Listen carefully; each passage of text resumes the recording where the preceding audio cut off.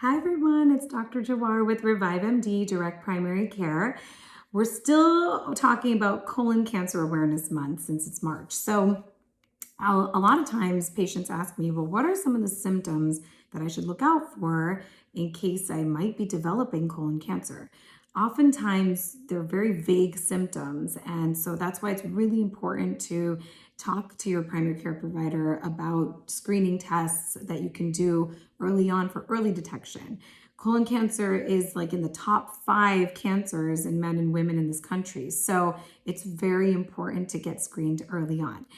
Some of the symptoms that you could have that could give us a clue would be unintentional weight loss, abnormal or new blood in the stool, changes in your bowel habits like having more diarrhea all of a sudden, or constipation, or feeling like you can't empty your bowels completely. These are some of the different symptoms you could have. You can have vague abdominal cramping and bloating sensation as well.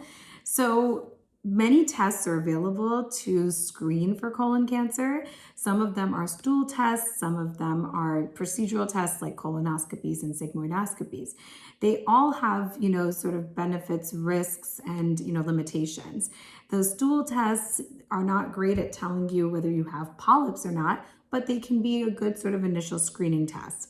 The colonoscopy or sigmoidoscopy procedures, they give you a whole sort of visualization of the colon.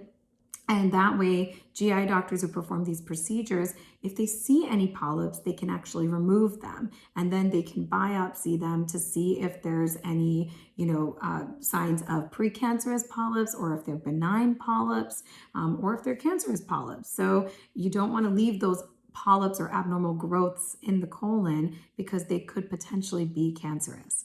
I hope this gives you a little bit more information on symptoms that you should look out for and why, we recommend colonoscopies, and, sometimes we recommend the screening test for the stool screening test for those who are more lower risk for colon cancer.